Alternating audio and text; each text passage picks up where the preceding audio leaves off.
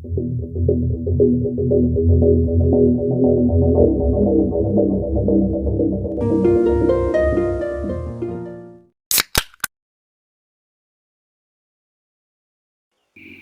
sahabat Weekly, kasus kali ini terjadi pada abad ke-20. Kisahnya sangat menarik untuk diikuti. Tentang Walburga Ostrich, seorang wanita yang sangat menyukai topi dan lelaki. Kisah cintanya dengan beberapa orang pria, meski sudah bersuami, menjadi skandal perselingkuhan paling terkenal pada masanya. Bahkan, salah satu kekasih gelapnya disembunyikan dalam loteng rumahnya. Bagaimana kisahnya? Yuk kita ikuti bersama.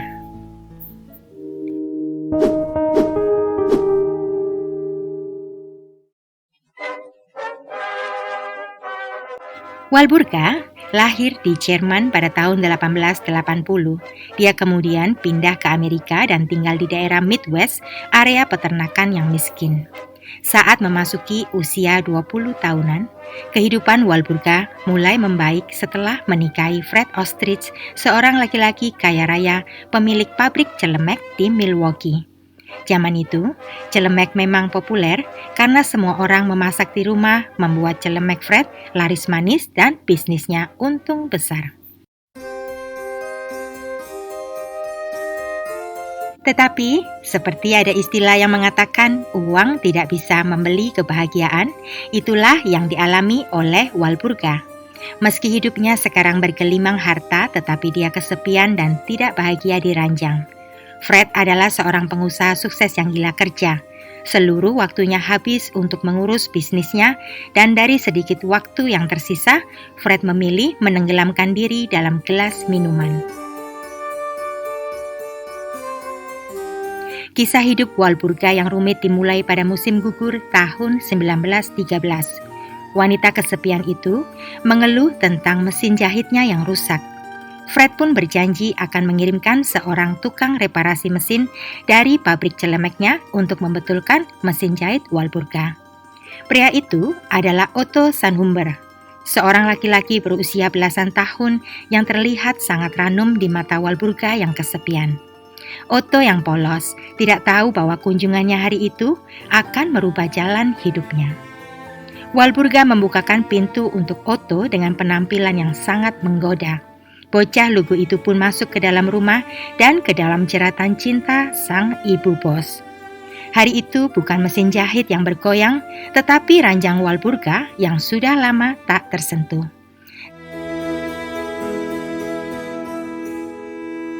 Sejak hari itu, perselingkuhan Walburga dan Otto terus berlanjut. Awalnya mereka memadu kasih di hotel, namun kemudian lokasi berpindah dari ranjang hotel ke ranjang di rumah Walburga. Tetangga Walburga yang melihat pria muda itu keluar masuk mulai bergunjing. Mereka penasaran siapa laki-laki itu.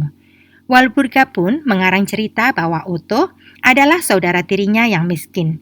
Namun Walburga tahu cerita bohong itu tak akan bertahan lama.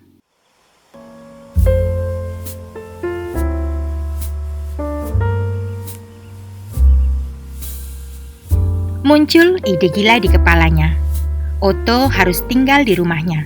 Dengan begitu tak seorang pun melihat kekasihnya mondar-mandir. Anehnya, Otto yang sudah dibutakan rasa cinta setuju dengan ide Walburga. Dia segera berhenti bekerja di pabrik Fred.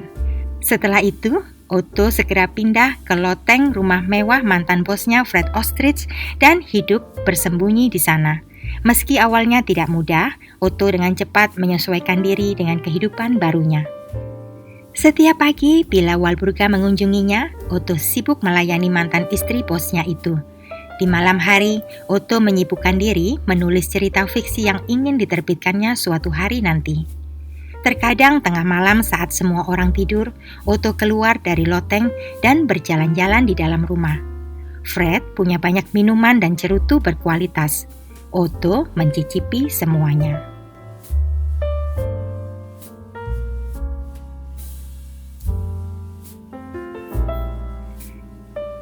Selama 5 tahun Otto hidup di loteng, Fred tidak tahu sama sekali.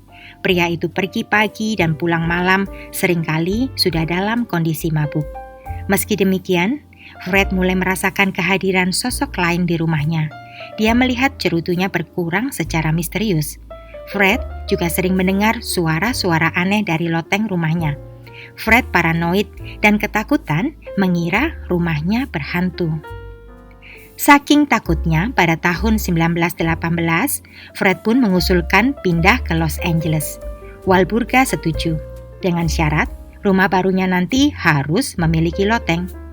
Meski heran dengan syarat istrinya, Fred setuju saja. Walburga pun segera memberangkatkan Otto lebih dulu ke Los Angeles agar bisa langsung menempati loteng di kediaman baru keluarga Ostrich. Namun, setelah kepindahan mereka ke Los Angeles, ternyata kebiasaan Fred minum semakin menjadi. Hal itu membuat pernikahan pasangan Ostrich memburuk dan keduanya sering kali bertengkar. Hingga pada tanggal 22 Agustus tahun 1922, 4 tahun setelah pindah ke Los Angeles, pertengkaran mereka berubah jadi perkelahian fisik. Otto yang mendengar semuanya segera keluar dari loteng bermaksud menyelamatkan Walburga kekasihnya. Sambil berlari, Otto meraih 2 senpi milik Fred lalu menerobos masuk ke kamar pasangan Ostrich dan Fred ambruk. Walburga adalah wanita yang banyak akal. Dia lalu menyusun sebuah skenario perampokan untuk mengelabui polisi. Walburga dan Otto lalu menyembunyikan salah satu jam tangan berlian milik Fred agar tampak seolah diambil perampok. Kemudian, Otto mengunci Walburga dalam sebuah lemari.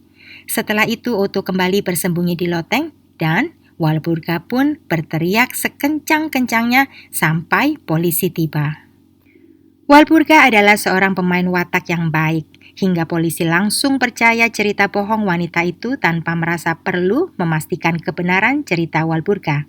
Polisi bahkan tidak memeriksa semua ruangan yang ada di sana.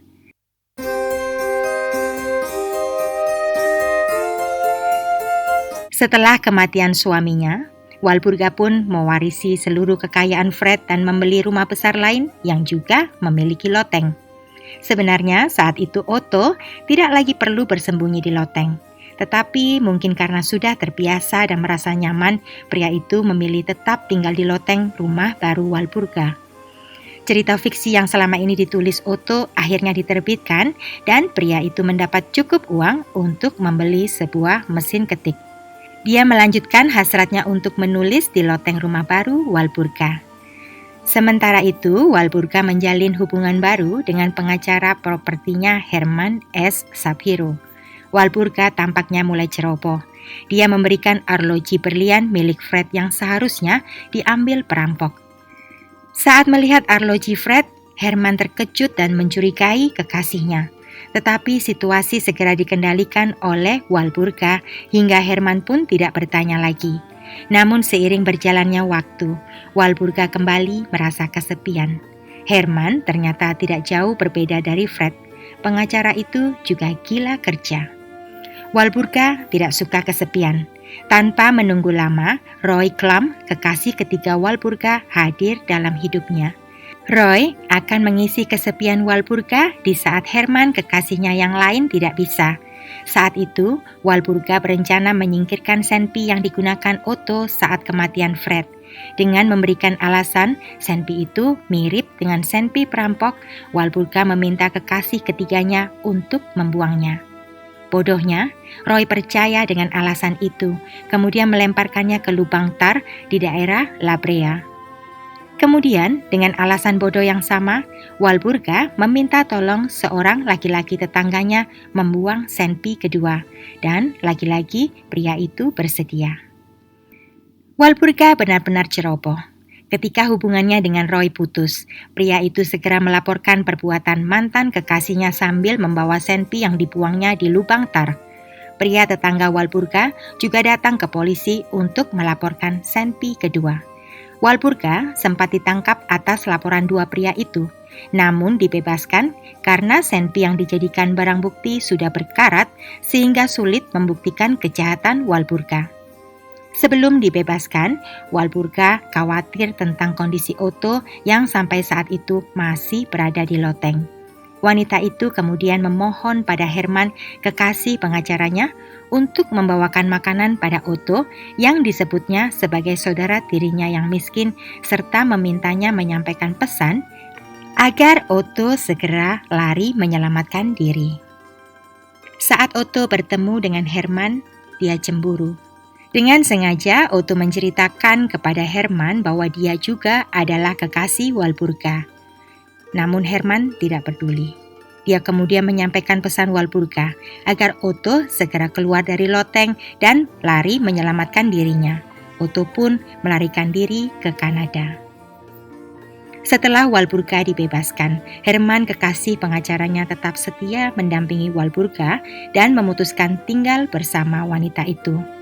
Hingga 7 tahun kemudian, Herman tidak tahan lagi dengan hubungan mereka. Pengacara itu memutuskan pergi dan melapor ke polisi, membawa semua bukti bahwa mantan kekasihnya berkaitan dengan kematian suaminya Fred Ostrich. Ketika pelaporan itu terjadi, sial bagi Otto, pria yang baru saja kembali dari Kanada, ditangkap bersama Walburga yang kembali masuk tahanan. Dalam persidangan, meski juri memutuskan Otto dan Walburga bersalah atas tuduhan pembunuhan, namun sekali lagi keberuntungan berpihak pada mereka. Ternyata, kasus pembunuhan Fred dianggap telah melebihi batas waktu atau kadaluarsa dan dianggap tidak bisa disidangkan lagi.